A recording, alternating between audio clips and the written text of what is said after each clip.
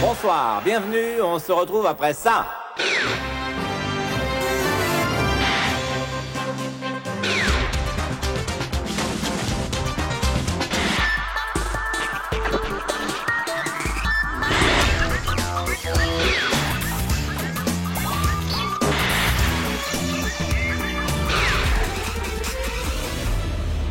Monsieur Lyotard, bonsoir. Bonsoir.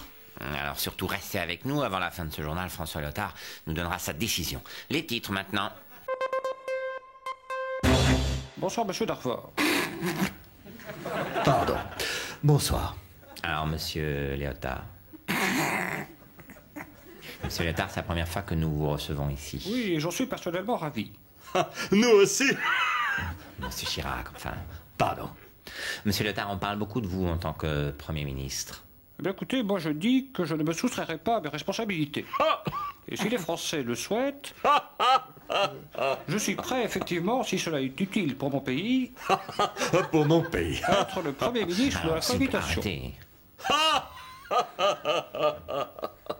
Bien, c'est clair. Et vous, monsieur Chirac, qu'est-ce que vous en pensez? Je suis d'accord. Vous le voyez, si un accord se fait sur mon nom, tout est possible. Ah oui, sur ton nom, tout. Tu peux même être président si Mais tu veux. absolument, mais pourquoi pas? Il est génial. Il est génial. Oui, oui, il est bien. Monsieur Darvor, est-ce que vous permettez que je pose une question à Monsieur Lyotard? Oui, oui, allez-y. François, Oui? parle-nous de ta maison de campagne. Écoutez, je suis ravi de revenir là-dessus. Alors, s'il n'y a pas de facture concernant cette maison, C'est que j'ai fait les travaux moi-même.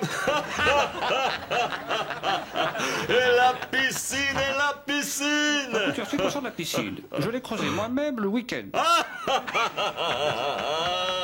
Le garage, le garage, le garage. Pour le garage, je me suis fait aider par ma famille. Arrête, arrête. Il est génial. Non, non, Il non, est non. génial. Non, écoutez, je tiens à faire toute la lumière sur cette affaire. Je te dis. Garde-en pour quand tu seras Premier ministre. Merci, messieurs. Revenez-nous vite, sans transition, les restes de l'actualité. Bon, alors, monsieur Darvor, pour ce qui concerne la clôture, je tiens à dire que... Sécurité de la planète, avec les guerres civiles et militaires un peu partout dans le monde, la France est dotée d'une nouvelle arme stratégique, le François Lyotard. C'est une arme de dissuasion épouvantable. On n'a pas envie de s'en servir, mais il faut savoir qu'on peut l'envoyer dans n'importe quel pays à n'importe quel moment. François Lyotard prend son rôle très au sérieux. On le voit ici passer en revue nos troupes d'élite. Il ne lui faudra pas bien longtemps pour apprendre des gestes d'usage. Il est si habile de ses mains. Voilà en tout cas un mystère éclairci. On sait maintenant lequel de nos ministres est préposé aux catastrophes naturelles. Avec Léo, on a tout ce qu'il faut. Les consignes données aux ministres de ne plus employer les avions du GLAM pour leurs déplacements privés sont maintenant parfaitement suivies. Voici par exemple le moyen qu'a trouvé le ministre de la Défense pour rentrer chez lui. Malheureusement, la trajectoire s'est terminée dans le mur de son jardin. Il va falloir qu'il sorte sa truelle, mais il aime tellement bricoler le dimanche, Léo. Sous-marin fou, on en sait un peu plus sur l'accident de la Miaou avec un pétrolier. Le ministre de la Défense était justement à bord du sous-marin pour vérifier le navire. Il a bien sûr posé toutes les questions utiles à propos des différentes commandes. Monsieur Lyotard a donc tous les éléments pour éclaircir l'énigme. On peut être tranquille sur le résultat.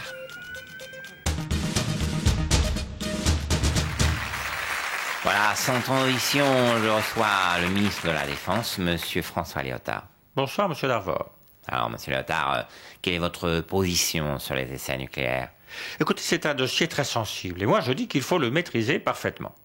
Oui, et Eh bien, c'est très simple. En ce qui concerne le nucléaire, moi je dis, il faut que la France se dote de l'arme nucléaire.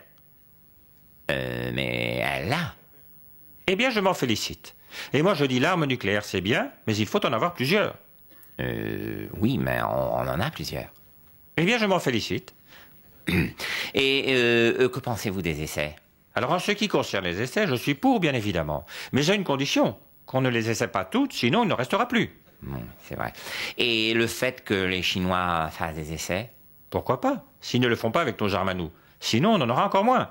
Non, j'ai été très fermière. Moi, je crois que la France n'a pas vocation à fournir des armes nucléaires aux autres pays pour qu'ils les essaient à notre place. Oui, c'est vrai, ce serait pas bien. Et le renouvellement du TNP en 95? Le traité de non-prolifération? Oui, eh bien. Eh bien, il doit être renouvelé en 95. Ah, donc il y en a eu un. Oui. Je m'en félicite. C'est très intéressant, je vais d'ailleurs le noter. Alors, le TNT... Non, P. TNP. Ah, il y a combien de temps? 2 ans. Ah, très bien. 2 ans, je note. Le président américain, Monsieur Clinton... Ah, Clinton, je vais le noter. Clinton... Oui, sans eux, hein. Oui, alors, Monsieur Clinton voulait le faire coïncider avec l'examen de la force nucléaire de l'ex-URSS. Coïncider. Co-in-si-dé. Voilà. Non, ex-URSS. U-R-S-S. Ah, comme le pays. Voilà. Enfin, l'ancien. En tout cas, pas de nouvelles essais français en vue? Non, et je vais de ce pas m'en entretenir avec le ministre de la Défense. Mais c'est vous. Ah, je vais le noter. Bon, merci, monsieur le ministre. Non, je tenais à être clair et rassurant. Oui, c'est réussi. La France envoie un navire militaire pour épauler les Américains en Haïti. Les explications de François Léotard. Oui, alors j'étais très ferme. Puisqu'il s'agit d'une île, j'ai décidé d'envoyer un bateau. Bien. Et de type militaire. Bravo. Et je peux vous assurer qu'il sera dès demain au large de Tahiti. Ah non, c'est pas Tahiti, hein, c'est Haïti. Ah, Haïti, très bien. Je le note. Comme le pays? C'est une île aussi? Très bien, alors 2 bateaux, un pour Tahiti et un pour Haïti. Sans transition cuisine politique, pour la première fois, notre caméra a pu s'introduire dans le Conseil des ministres du mercredi. Regardez. Monsieur le ministre. Alors, en ce qui concerne le Conseil des ministres, moi je dis qu'on ne m'a pas envoyé l'invitation. Alors moi, je vous demande, à quelle heure commence-t-il? C'est commencé depuis 40 minutes.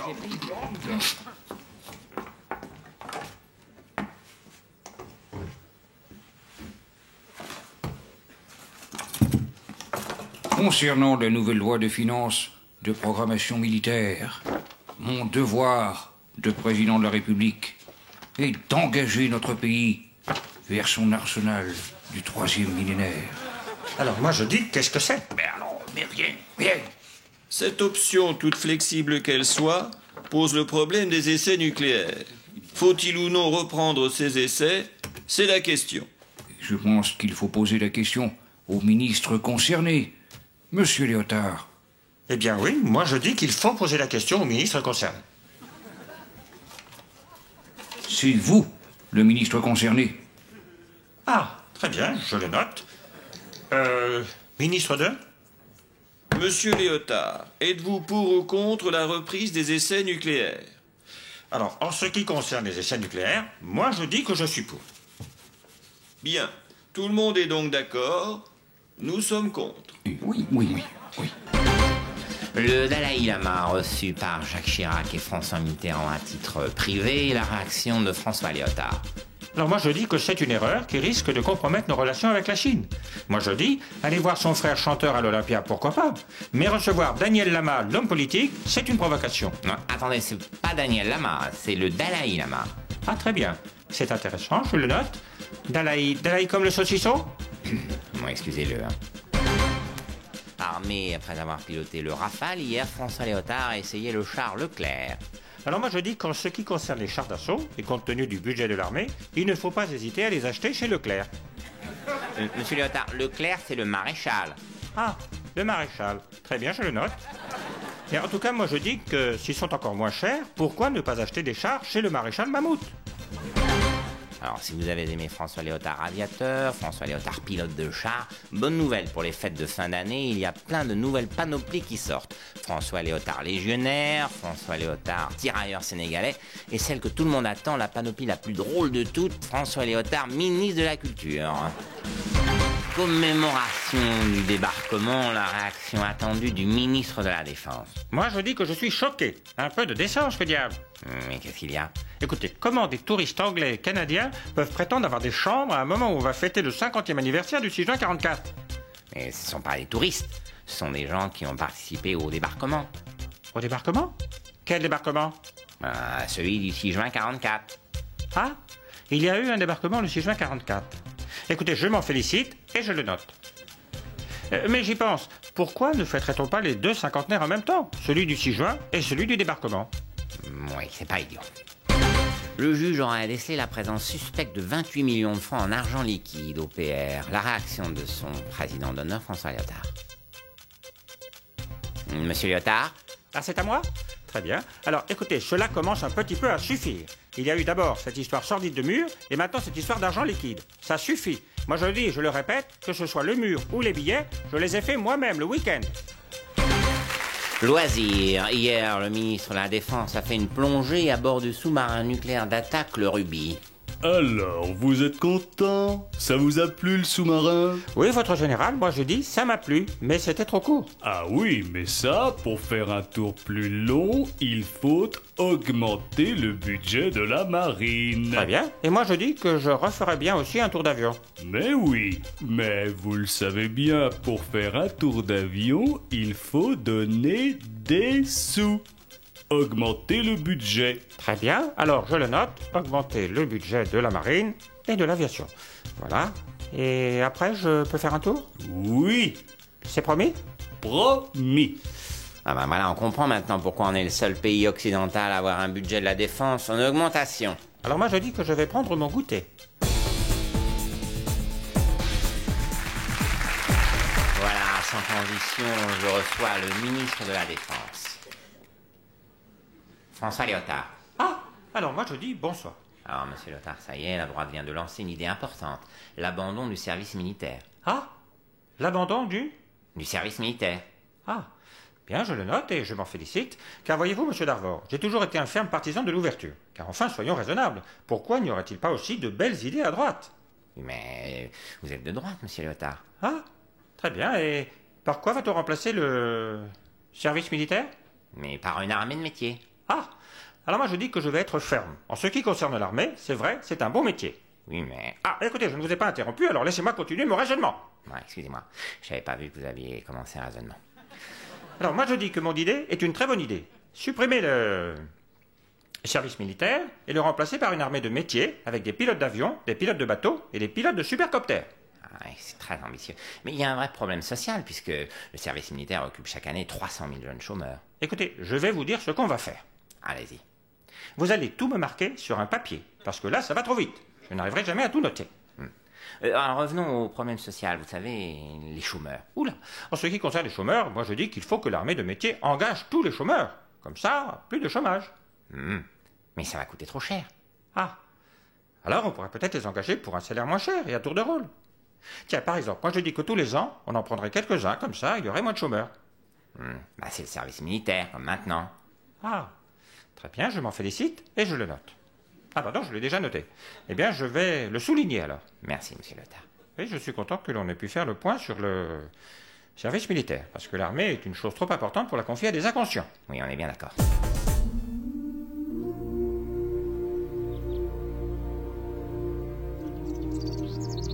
Je m'appelle François. François Léotard. Je suis né à Cannes. Votre fils est différent, madame. Différent? Je vais vous montrer. Votre fils est... là, neuneux. C'est quoi maman, neuneux?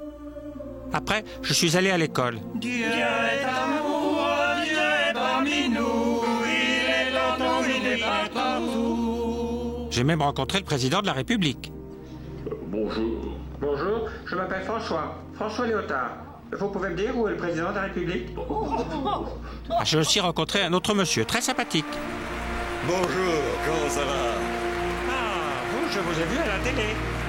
Alors du coup, il m'a mis ministre de la télé, et du cinéma, et du théâtre. Après, j'ai même rencontré encore le président de la République, mais un autre. Très gentil aussi. Je m'appelle François Léotard. Alors, du coup, lui, il m'a mis chef de l'armée, chef des bateaux, chef des avions, chef des supercoptères et chef des chars. Et des fois, j'ai même le droit de conduire. Vous ne verrez plus le monde de la même façon quand vous l'aurez vu avec les yeux d'un neuneu. François Léotard. François Léotard? Je le note.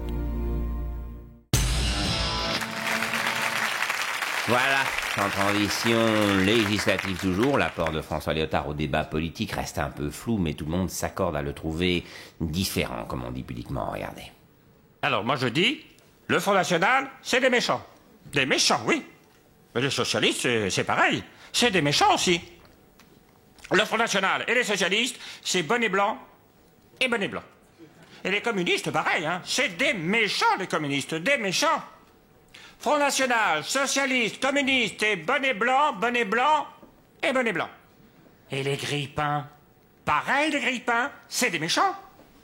Et les cabines de plage, et les fromages de chèvre, les tables, des méchants.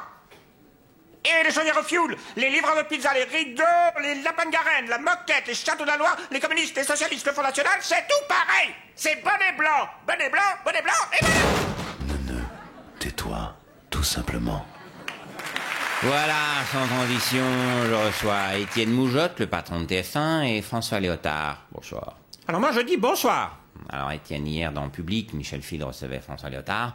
Ils ont eu un échange très vif. François Léotard a parlé de questions honteuses. Michel, de son côté, ne s'est pas démonté. Il a continué à poser des questions. Enfin, c'est assez nouveau comme ton pour TF1.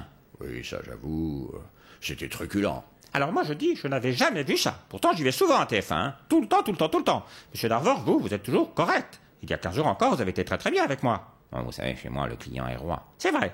Chez Madame Chazal aussi, on est bien reçu. Oui, c'est vrai, chez Claire, toujours le sourire. Jamais une question jamais une question. Ah, ça, Claire, un exemple. Par contre, alors là, moi je dis à 7 sur 7, votre Madame Sinclair, elle a beaucoup changé. C'est une méchante. Non, François, j'ai déjà expliqué, c'est Michel Field maintenant. Ah, peu importe son nom de code, Anne Sinclair, elle est devenue méchante. Oui. Après l'article confession dans le journal, après le bouleversant livre vérité, après la déchirante émission à la télévision, honteuse. Découvrez François Léotard chante son malheur. Juste une mise au point sur les plus belles images de ma vie. Une compilation exceptionnelle. Je pense à cette vague qui n'atteindra jamais la plage. Et je me souviens. On ira où tu voudras quand tu voudras. Le téléphone pleure quand elle ne vient pas. Le meilleur de François Léotard, enfin réuni sur un CD. C'est ma prière. Je viens vers toi. François Léotard chante son malheur. Et bientôt découvrez les épreuves de François Léotard sur PlayStation. Aïe.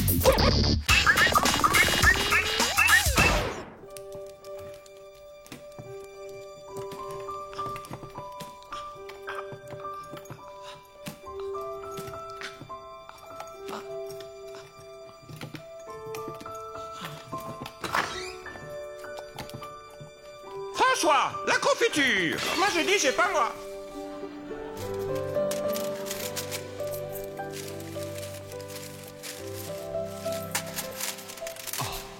Frère François, priver le Seigneur de bon argent, c'est péché.